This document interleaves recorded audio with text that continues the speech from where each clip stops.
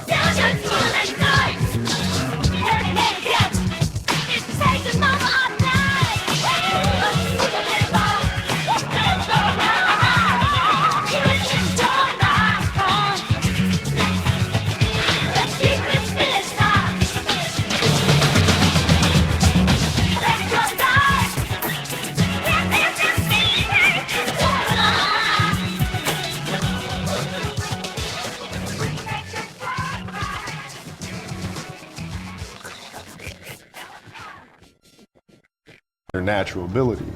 And because I stick to the fundamentals, it just caught up to them. And then my body, you know, my knees stopped hurting, I grew into my frame, and then it was game over. Wow. Now, were you always competitive from the day you were born? You were super competitive? Competitive with things that I I participate in. So I'll put it to you this way. So like, basketball for me was the most important thing. So everything I saw, whether it was TV shows, whether it was books I read, people I talked to, everything was done to try to learn how to become a better basketball player. Everything. And so when you have that point of view, then literally the world becomes your library to help you to become better at your craft. So at 13 years old, I had a kill list. And so, they used to do these rankings. It was Street and Smith basketball rankings. And I was nowhere to be found because I was like 6'4", scrawny, like 160 pounds soaking wet.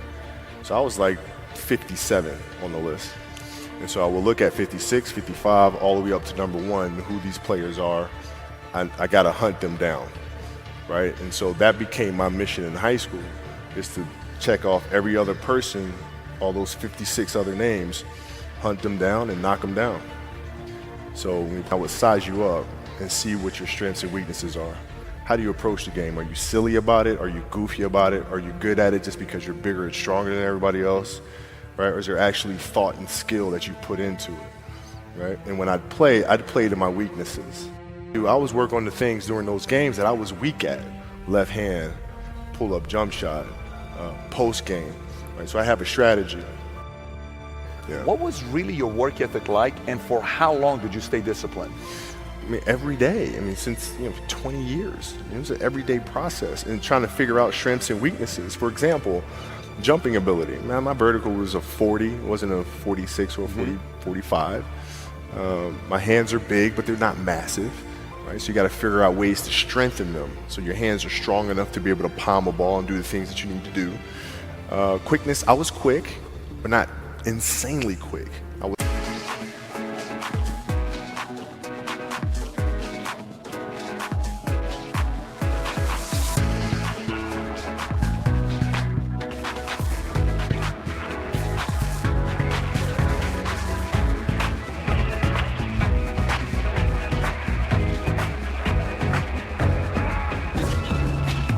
I use my fish in a strand, like I be losing all of them. This is when I feel alone. Illogically, you know.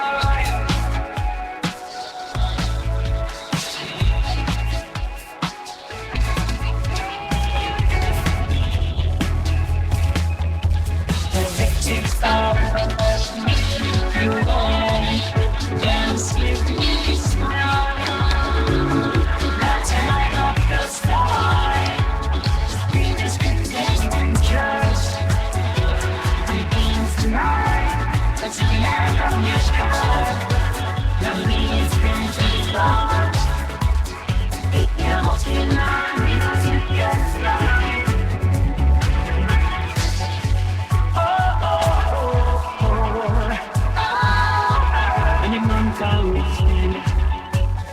Where to go that every day? Why can't combinations fall? Sticking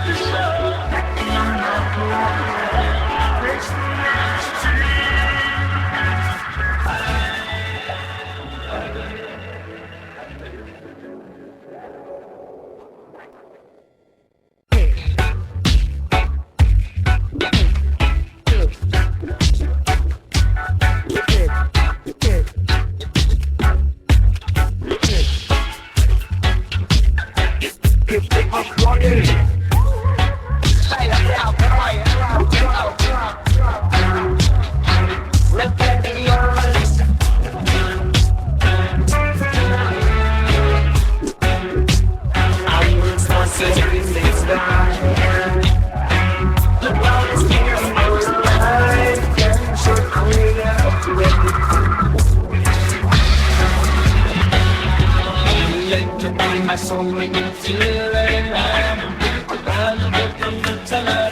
it's right up the dice, it's fine, angels. You can't deny.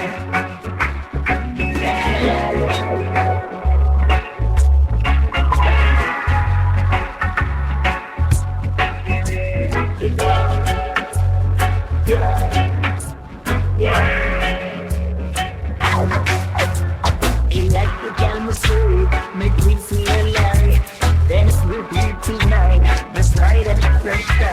The beat is going to trade like he take you tonight. Let's get lost in this and let it ride. I need some space, the night's different. And we'll never forget the first boy now. I don't want you to coming back. We love the words to last. The road to Mars. Yes, I am signing me. You'll spend my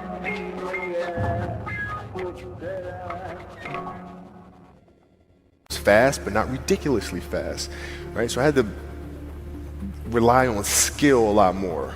I had to rely on angles a lot more. I had to study the game a lot more.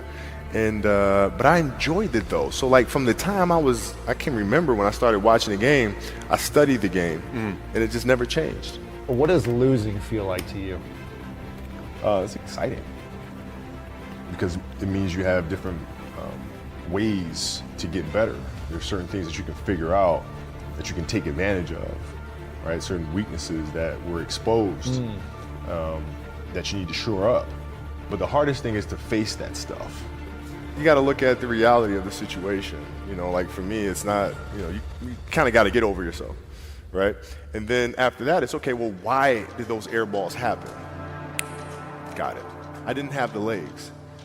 So I look at it with rationale and say, okay, well, the reason why I shot air balls is because my legs aren't there. I go, well, next year they'll be there, right? I got to get stronger. You have to do the hard stuff and watch that game and study that game to not make those mistakes over and over again. You got to deal with it. Face it. Got to deal with it. Face it, learn from it. And it sucks to lose. Right. You don't want to have that feeling again, do you? Right? So you got to really study it, face it. And not to say you'll win the next time you face it, but at least you'll give yourself a better chance. Yeah. It's an obsessiveness that comes along with it. You want things to be as perfect as they can be, understanding that nothing is ever perfect. But the challenge is try to get them as perfect as they can be. And what can you do? It's in your control. So control what you can. I don't know if that's what you call the Mamba mindset, but how did you develop that? And when did it start? It started in middle school and high school. Because a lot of the kids that I was playing against were inner city kids. And so they're looking at me as if, okay, this kid's soft. They felt like they could try to be physical or try to intimidate me and do all this other stuff, which they couldn't, right? You're trying to attack me, how am I going to attack you? How can I mentally figure out ways to break you down? How can I show you that, no, I have the edge? And what would you do to mentally break people down then? One of the things I would do is while everybody would be at the cafeteria work, eating and doing all sort of stuff, I'd just go back to the gym.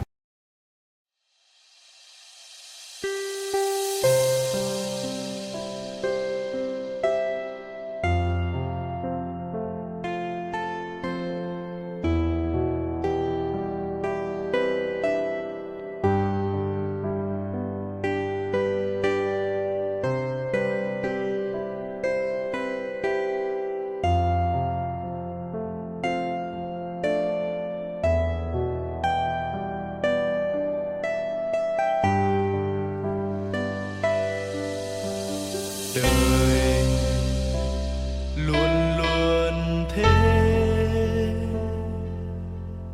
hãy sống và yêu thật lòng. Có ai biết trước ngày mai như thế nào?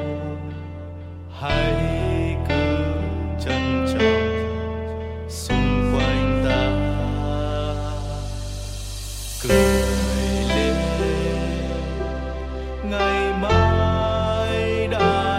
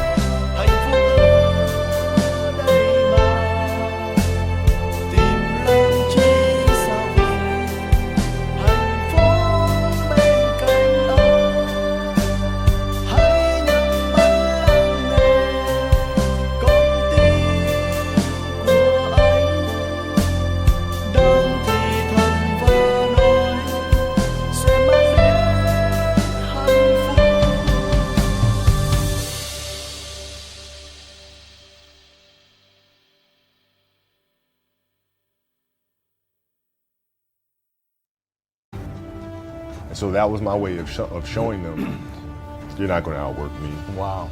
I see a lot of players take vacations with other players that are close friends. And we'll just take vacations just to take vacations, or just hang out just to hang out. Like I never did that. But it was a Why not choice. though? Why didn't you do that? Well, because when I retire, I didn't want to have to say, I wish I would have done more. I don't want that. I played games with the flu. I played games with 102-degree fever, man. And we had a game against Toronto in 2000. And Vince was tearing the league up. My back was jacked. So I would be in the layup line like, okay, there's a lot of days where, you know, you can rest and recover. Today ain't one of them. Your back can bother you any other day. That ain't bothering me today. He gonna have to see me today. You're playing against the Golden State Warriors. You're about to take your shot, and then all of a sudden, boom, Achilles happens. Friend of mine, Nima, he says, I have no clue how the hell this guy did it. He went and hit the free throws, and then you walked off the stage. How the hell do you tolerate that kind of pain? You know, I use this. I tell this example, and I think this is the best way to explain it. You know, you have a hamstring injury, you pull your hamstring really, really badly. You're at home, all of a sudden a fire breaks out in the home. I'm willing to bet that you're going to forget about your hamstring. You're going to sprint upstairs. You're going to grab your kids. You're going to make sure your wife's good. You're getting out of that house, right? And the reason is because the lives of your family are more important than the injury of your hamstring. And so when the game is more important than the injury itself, you don't feel that injury. Not at that time. So you go to the locker room. Then one of the reporters says, but if anyone is going to get through this, it's probably you, right? You put your head down and you say, oh man, right? And you have tears in your eyes. Yeah. What were you thinking in that moment with all that pressure? I was thinking like, I don't know if I can do this.